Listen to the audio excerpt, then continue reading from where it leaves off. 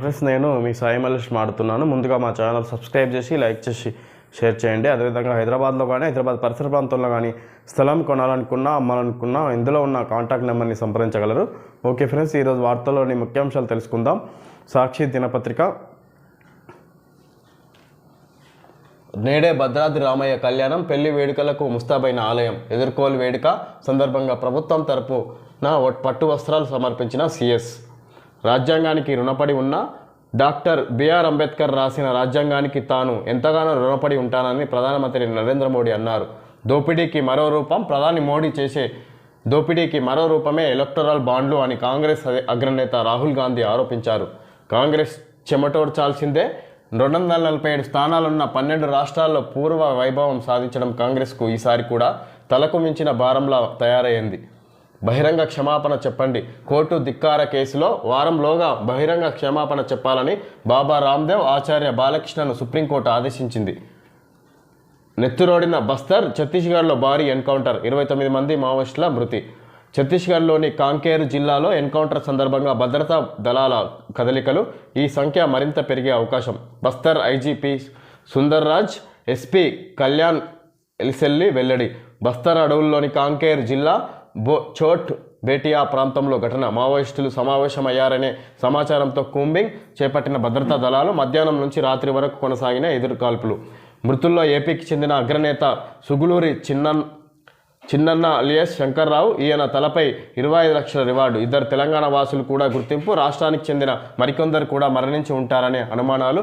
3 భద్రతా సిబ్బందికి గాయాలు. ఘటనా స్థలంలో 7 AK-47లు, 3 LMGలు, ఇతర ఆయుధాలు స్వాధీనం.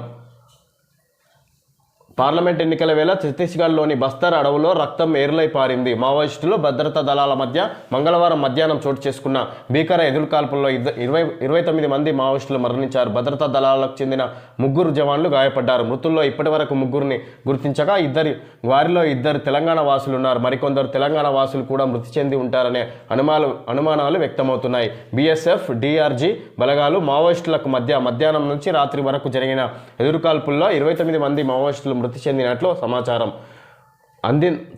అందిందని బస్తర్ ఐజీపీ సుందర్రాజ్, ఎస్పీ కళ్యాణ్ ఎలిసెల్లి మంగళవారం రాత్రి వేర్వేరు ప్రకటనల్లో వెల్లడించారు. మృతుల సంఖ్య ఇంకా పెరిగే అవకాశం ఉందని తెలిపారు. మృతుల్లో మావోయిస్టు అగ్రనేత, Dandakaranya special zone committee RKB division committee కార్యదర్శి సుంగులూరి చిన్నన్న అలియాస్ విజయ్ అలియాస్ శంకర్రావు ఉన్నట్లు పోలీసులు ప్రకటించారు. ఏపీలోని కర్నూలు జిల్లా ఆత్మకూరు మండలం వడ్ల రామపురం గ్రామానికి చెందిన ఈయనపై 25 లక్షల రివార్డు ఉంది. మరోవైపు Dandakaranya special zone state military commission in-charge Ramdher alias Majjidev కూడా మరణించినట్లు తెలుస్తుంది. గత 15 ఏళ్లలో బస్తర్ అడవుల్లో ఇదే అతిపెద్ద ఎన్కౌంటర్గా పోలీసు వర్గాలు చెబుతున్నాయి. మావోయిస్టుల సమాచారంతో బస్తర్ అటవీ ప్రాంతంలో మొత్తం 7 జిల్లాలు ఉండగా కాంకేర్ జిల్లా చోట్ బేటియా పోలీస్ స్టేషన్ పరిధిలోని బినాగుండ, కరోనార్ మధ్య హాపటోలా చోట్ బేటియా పోలీస్ స్టేషన్కు తూర్పున 15 కిలోమీటర్ల దూరంలో మాడ్ సమీప అటవీ ప్రాంతంలో ఈ భారీ ఎన్కౌంటర్ జరిగింది. లోక్సభ ఎన్నికల నేపథ్యంలో మాడ్ ప్రాంతంలో మావోయిస్టు నేతల సమావేశం. ఇక్కడ ఈ ఎలక్షన్లకు సంబంధించి ఛత్తీస్గఢ్ అడవుల్లో మావోయిస్టులు ఈ లోక్సభ ఎలక్షన్లకు సంబంధించి సమావేశం అయ్యారని ఇక్కడ పోలీసులకు అందిన సమాచారంతో కూంబింగ్ నిర్వహించారు అటవీ ప్రాంతంలో. అక్కడ పోలీసులకు మావోయిస్టులకు సంబంధించి ఎదురుకాల్పులు జరగడంతో అక్కడ 29 మంది మావోయిస్టులు మరణించి ఉండగా ఇంకా ఈ సంఖ్య పెరిగే అవకాశం ఉందన్నట్టుగా అక్కడ అధికార వర్గాలు తెలియజేస్తున్నాయి. ఇక్కడ ఛత్తీస్గఢ్ అడవుల్లో ఇంత మొత్తం 15 సంవత్సరాల నుంచి ఇదే భారీ మొత్తం పెద్ద ఎన్కౌంటర్ అనే ఉద్దేశం ఇక్కడ తెలియజేస్తున్నారు, జరిగిందన్నట్టుగా ఏడాదిలో సర్కార్ పతనం. నారాయణపేటలో సీఎం భయం చూస్తే అలాగే అనిపిస్తుంది. సుల్తాన్పూర్ ప్రజా ఆశీర్వాద సభలో బీఆర్ఎస్ అధినేత కేసీఆర్.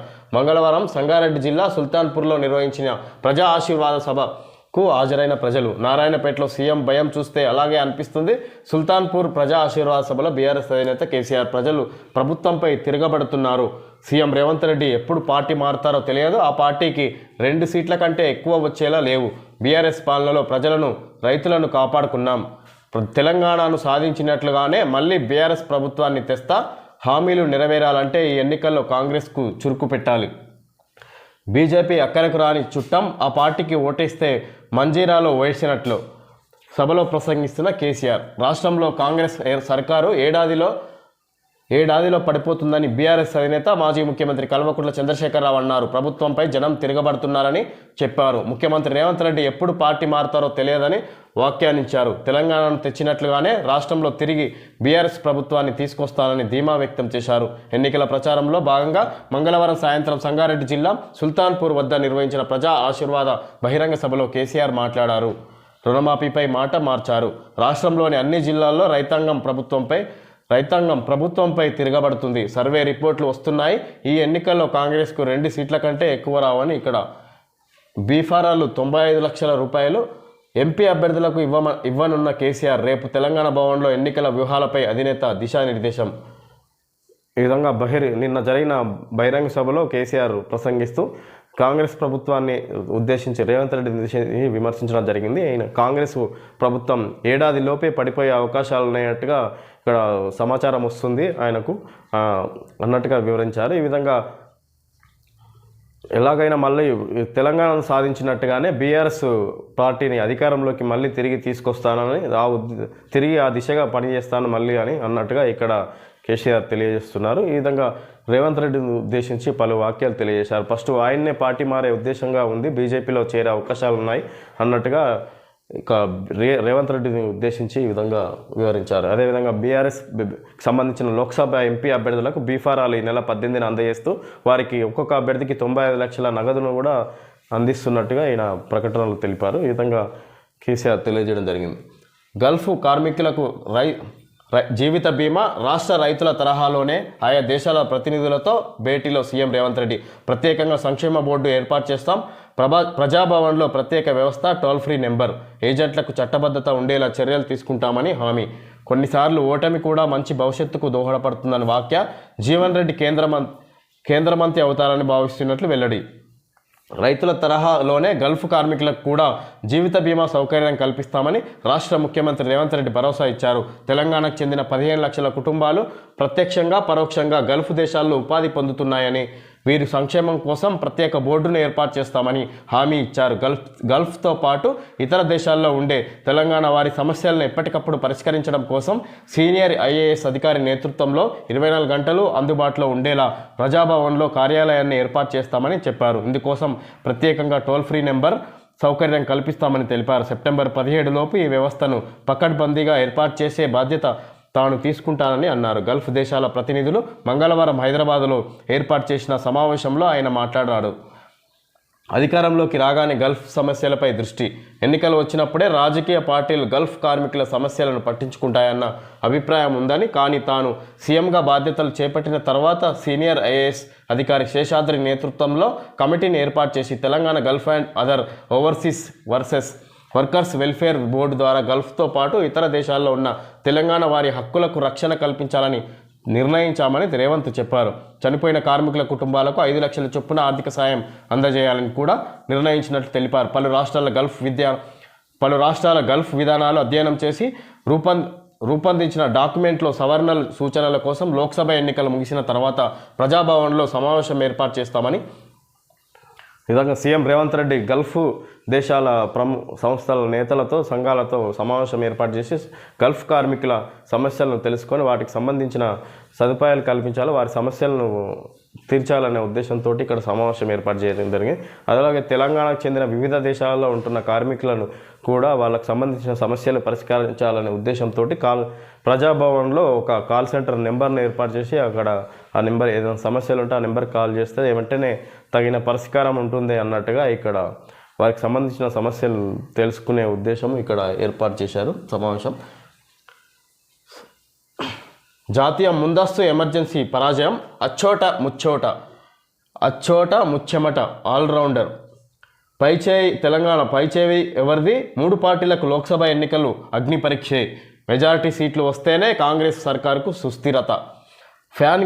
ఆంధ్రప్రదేశ్ ఫ్యాన్ గాలి ప్రచండం, ఏ ఊళ్ళో ఏ నోట విన్నా ఈ మాటే. జగన్ పాలనలో జనం హ్యాపీ. హైదరాబాద్లోని జాతీయ పోలీస్ అకాడమీలో శ్రీవాస్తవతో సహచరుల సంబరం. ఫలితాల అనంతరం కుటుంబ సభ్యులతో సంతోషం పంచుకుంటున్న అనన్యారెడ్డి. సివిల్స్లో తెలుగు తేజాలు. సివిల్స్లో ర్యాంకు సాధించడం దేశంలో చాలామంది కళ. ఇందులో ఈసారి తెలుగు విద్యార్థులు సత్తా చాటి తమ లక్ష్యాన్ని అందుకున్నారు. మహబూబ్ నగర్ జిల్లాకు చెందిన దోనూరు అనన్యారెడ్డి 3వ ర్యాంకు సాధించారు. 100 లోపు ర్యాంకుల్లో 3 తెలుగు వాళ్ళే ఉన్నారు. నందాల సాయి కిరణ్ 27వ ర్యాంకు సాధిస్తే కేఎన్ చందన దాహ్నవి 50, మెరుగు కౌశిక్ 82వ ర్యాంకు సాధించారు. మొత్తం ర్యాంకుల్లో తెలంగాణ, ఆంధ్రప్రదేశ్కు చెందిన విద్యార్థులు 36 మంది ఉన్నారు. అలాగే ఇతర కేంద్రాల్లో సర్వీసులకు 20 మందికి పైగా ఎంపికయ్యారు. మొత్తం మీద కేంద్ర సర్వీసులకు 56 మందికి పైగా తెలుగు తేజాలు ఎంపికవడం విశేషం. అఖిల భారత సర్వీసుల్లో పోస్టుల భర్తీకి union public service commission UPSC civils 2023 కోసం గత ఏడాది మే 28న ప్రిలిమ్స్ నిర్వహించింది. ప్రిలిమినరీలో అర్హత పొందిన వారికి గత నవంబర్లో మెయిన్స్ పరీక్ష నిర్వహించగా ఈ పరీక్ష ఫలితాలను డిసెంబర్ 8న వెల్లడించారు. మెయిన్స్లోనూ అర్హత పొందిన వారికి జనవరి 2, ఏప్రిల్ 9 మధ్య వ్యక్తిగత ఇంటర్వ్యూలు నిర్వహించారు. మొత్తంగా పొందిన మార్కుల ఆధారంగా ర్యాంకులను యూపీఎస్సీ ఇక్కడ సివిల్స్ టాపర్ ఆదిత్య, అఖిల భారత సర్వీసులకు 1016 మంది ఎంపిక. టాప్ 3లో మహబూబ్ నగర్ వాసి అనన్యారెడ్డి. మొదటి 100లో 4 ర్యాంకులు మనోళ్ళకే. సివిల్స్లో 36 మంది ఎంపిక. విజేతల్లో రైతు, నిరుపేద కుటుంబాల యువకులు. ఇక్కడ సివిల్స్ రిజల్ట్స్ సందర్భంగా ఇక్కడ వాళ్ళు సంతోషం వ్యక్తపరుస్తున్నారు వారి కుటుంబాలతో. అనన్యారెడ్డి మన తెలంగాణకు చెందిన అనన్యారెడ్డి 3వ ర్యాంకు సాధించడం ఇక్కడ విశేషం. అదేవిధంగా మన 100 లోపు ర్యాంకుల్లో మన తెలంగాణకు సంబంధించే 3 విద్యార్థులు ఉన్నట్టుగా కూడా ఇక్కడ తెలియజేశారు. ఒడిశాకు చెందిన వ్యక్తి మొదటి ర్యాంక్ సాధించారన్నట్టుగా ఇక్కడ ఇవ్వడం జరిగింది. కలుషితాహారం ఘటనలో విద్యార్థి మృతి. మొత్తం 28 మందికి అస్వస్థత. భువనగిరిలోని సాంఘిక సంక్షేమ బాలుర గురుకుల పాఠశాలలో కలుషిత ఆహారం తిని ఆసుపత్రిలో చేరిన విద్యార్థుల్లో మంగళవారం ఒకరు చికిత్స పొందుతూ మృతి చెందాడు. ఈ నెల 12వ తేదీన తెల్లవారుజామున 15 మంది విద్యార్థులు వాంతులు, విరేచనాలు చేసుకోవడంతో భువనగిరి జిల్లా కేంద్ర ఆసుపత్రికి తరలించారు. 6వ తరగతి చదువుతున్న భూదాన్ పోచంపల్లి మండలం జిబ్లిక్పల్లి గ్రామానికి చెందిన సిహెచ్ ప్రశాంత్ 12తో పాటు మరో విద్యార్థి కళ్యాణ్ కృష్ణ పరిస్థితి విషమించడంతో హైదరాబాద్లోని ఓ ప్రైవేట్ ఆసుపత్రికి తీసుకెళ్లారు. ప్రశాంత్ పరిస్థితి మరింత విషమంగా ఉండడంతో భువనగిరి ఎమ్మెల్యే కుమ్మం అనిల్ కుమార్ రెడ్డి చొరవతో జూబ్లీహిల్స్లోని ఇక్కడ అనిల్ కుమార్ రెడ్డి కూడా చొరవ తీసుకోవడం జరిగింది. ఆ నియోజకవర్గం ఎమ్మెల్యే ఆయన జూబ్లీహిల్స్లోని హాస్పిటల్కి తరలించినా కూడా అక్కడ ఆయన పాపం బాబు మరణించినట్టు ఇక్కడ తెలిసింది. ఈ విధంగా గురుకుల పాఠశాలలో కలుషిత ఆహారం తిని 19 మంది అస్వస్థతకు 28 మందికి అస్వస్థత ఏర్పడడం జరిగింది. అందులో 2కి పరిస్థితి విషమించడంతో వాళ్ళని హైదరాబాద్లోని ప్రైవేట్ ఆసుపత్రికి తరలించారు. అందులో ఒక వ్యక్తి మరణించినట్టుగా ఇక్కడ సమాచారం. ఇదంతా సిబిఐ సునీత ఆడుతున్న డ్రామా. వివేక కేసులో సిబిఐ దర్యాప్తు లోపభూయిష్టం. హత్య చేసినట్లు దస్తగిరే ఒప్పుకున్నాడు. వెంటనే ఎందుకు అరెస్ట్ చేయలేదు? అతనికి ముందస్తు బెయిల్ వచ్చేలా సిబిఐ సునీత సహకరించారు. ఆపై అప్రూవర్ వ్యవహారాన్ని బయటకు తెచ్చారు. ఇలా దస్తగిరికి ప్రయోజనాన్ని కల్పించి వారికి కావలసిన పేర్లను చెప్పించారు. మీడియా సమావేశంలో ఎంపీ వైఎస్ అవినాష్ రెడ్డి, మాజీ మంత్రి వైఎస్ వివేకానందరెడ్డి హత్య కేసులో ఉన్నది లేనట్లు, లేనిది ఉన్నట్లు సునీతక్క చెబుతోందని కడప ఎంపీ వైఎస్ అవినాష్ రెడ్డి చెప్పారు. ఈ కేసులో సిబిఐ దర్యాప్తు శాస్త్రీయ విధానంలో కాకుండా పూర్తిగా లోపభూయిష్టంగా ఉందని అన్నారు. ఇదంతా దస్తగిరిని అడ్డం పెట్టుకొని హియర్ సే ఎవిడెన్స్ అంటూ సిబిఐ సునీత తదితరులు కలిసి ఆడుతున్న డ్రామా అని స్పష్టం చేశారు. ఎంపీ అవినాష్ మంగళవారం ఇక్కడ ఏర్పాటు చేసిన విలేకరుల సమావేశంలో మాట్లాడుతూ ఆస్తులు దస్తగిరి అప్రూవర్గా అని ఇక్కడ దస్తగిరి నేరం ఒప్పుకున్న దస్తగిరిని అతను సునీత సిబిఐ మార్చి ఈ విధంగా నాపై అవినాష్ రెడ్డిపై తోస్తున్నారు నేరాన్ని అన్నట్టుగా ఇక్కడ వివరణ ఇచ్చారు అవినాష్ రెడ్డి. ఈ విధంగా పేదలపై బాణాల. చంద్రబాబుకు 10 మంది సేనానులు, మీ గురి ఎవరిపై? భీమవరం మేమంతా సిద్ధం సభలో సీఎం జగన్. ప్రజలకు అందుతున్న పథకాలు, వ్యవస్థలపై బాణాల. నేను ఒక్కడినే కానీ ఒంటరిని కాదు, నాకు తోడుగా పేదల సైన్యం ఉంది. రాష్ట్రమంతటా కోట్ల హృదయాలు జగన్ను కోరుకుంటున్నాయి. రొయ్యకు మీసం, బాబుకు మోసం పుట్టుకొతనే వచ్చాయి. బాబుకు అభివృద్ధికి ఏం సంబంధం? అంతా సెల్ఫ్ డబ్బా. సింగపూర్ కట్టాడా? మైక్రోసాఫ్ట్ తెచ్చాడా? బుల్లెట్ ట్రైన్ తెచ్చాడా? కొత్త పోర్టులు, ఫిషింగ్ హార్టర్లు తెచ్చాడా? జిల్లాకో హైటెక్ సిటీ కనిపించిందా? బాబు రిపోర్ట్ అంతా బోగస్, మన ప్రోగ్రెస్ రిపోర్ట్ మీరే చూడండి. కొంగజపం ఎందుకని నిలదీస్తే నాపై శాపనార్థాలు, కోపంతో ఊగిపోతున్నారు. దత్తపుత్రుడు కార్లు భార్యల మాదిరిగా నియోజకవర్గాల్లోనూ మారుస్తున్నాడు. నిన్ను మిగతా వాళ్ళు అనుసరిస్తే అక్క చెల్లెమ్మల బతుకులు ఏం కావాలి? ఈ విధంగా సీఎం జగన్ చంద్రబాబును ఉద్దేశించి మాట్లాడడం జరిగింది. ఈ విధంగా ఏపీలో సింగపూర్ కట్టాడా, హైటెక్ సిటీ కట్టాడా, జిల్లాకో సాఫ్ట్వేర్ కంపెనీ నిర్మించాడా అన్న ఈ విధంగా చంద్రబాబును విమర్శించడం జరిగింది. జగన్ చేసిన అభివృద్ధి మీరే చూడండి అన్నట్టుగా ప్రజలకు ఇక్కడ సమావేశంలో తెలియజేయడం జరిగింది. అదేవిధంగా పవన్ కళ్యాణ్ ఉద్దేశించి భార్యలు కార్లు అనే ఉద్దేశించి మారుస్తే అందరూ అక్క చెల్లెళ్ళు అంతా ఏమైపోవాలి, అన్యాయం అయిపోవాలన్న ఉద్దేశంతో అతనికి సంబంధించిన భార్యల విషయం కూడా ఇక్కడ జగన్ మాట్లాడడం జరిగింది. రేవంత్ ఖచ్చితంగా బీజేపీలోకి జంప్, కాంగ్రెస్ మనిషా బీజేపీ మనిషా ఆ పార్టీ నాయకులే చెప్పాలి. లోక్సభ ఎన్నికల తర్వాత తెలంగాణలో మార్పులు, రాష్ట్రానికి పైసా పనిచేయని బీజేపీని పండబెట్టి తొక్కుదాం. జనాభా నియంత్రణ పాటించిన రాష్ట్రాలకు డిలిమిటేషన్లో నష్టం చేసే ప్రయత్నాలు, తెలంగాణ లోక్సభ సీట్లు తగ్గకుండా మాట్లాడాలంటే బీఆర్ఎస్ ఉండాలి.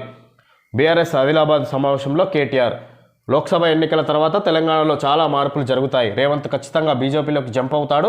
అసలు రేవంత్ రెడ్డి కాంగ్రెస్ మనిషా బీజేపీ మనిషా, కాంగ్రెస్ నేతలే ఇప్పుడే చెప్పాలి అని బీఆర్ఎస్ వర్కింగ్ ప్రెసిడెంట్ కేటీఆర్ అన్నారు. ఆదిలాబాద్ జిల్లా కేంద్రంలోని ఓ గార్డెన్లో మంగళవారం నిర్వహించిన బీఆర్ఎస్ ఆదిలాబాద్ పార్లమెంట్ బూత్ స్థాయి కార్యకర్తల సమావేశంలో ఆయన ముఖ్య అతిథిగా పాల్గొన్నారు. ఆ వివరాలు కేటీఆర్ మాటల్లోనే. చౌకీదార్ చోర్ అని రాహుల్ గాంధీ అంటే ఇక్కడ ఈ విధంగా రేవంత్ రెడ్డి ఖచ్చితంగా బీజేపీలో చేరుతారు. ఆయన కాంగ్రెస్ మనిషా బీజేపీ మనిషా ఇప్పుడే కాంగ్రెస్కి సంబంధించిన నేతలు తెలియజేయాలన్నట్టుగా ఇక్కడ కేటీఆర్ రేవంత్ రెడ్డిని ఉద్దేశించి కాంగ్రెస్ని ఉద్దేశించి మాట్లాడడం జరిగింది. ఈ విధంగా తప్పకుండా బీజేపీలోకి మారుతుండు సీఎం రేవంత్ రెడ్డి అన్నట్టుగా ఇక్కడ తెలియజేయడం జరిగింది. ఈ విధంగా రాహుల్ గాంధీకి సంబంధించి కూడా ఇక్కడ విమర్శించడం జరిగింది. ఇదం జగత్ నిరాహార దీక్ష, ఒక్క అల్లరి జరిగిన ఈసీ ఆఫీసు ముందు నిరాహార దీక్ష చేస్తా మమతా బెనర్జీ హెచ్చరిక. ఒక్క అల్లరి జరిగిన ఈసీ ఆఫీస్ ముందు నిరాహార దీక్ష చేస్తా అని హెచ్చరిక చేస్తున్నట్టు మమతా బెనర్జీని ఉద్దేశించి ఇక్కడ ఇవ్వడం జరిగింది. ఇంకా ఏమీ అల్లర్లు జరగలేదంట మేడం, మీ దీక్ష ఫ్లాప్ అవుతుందేమోనని అనిపిస్తుంది.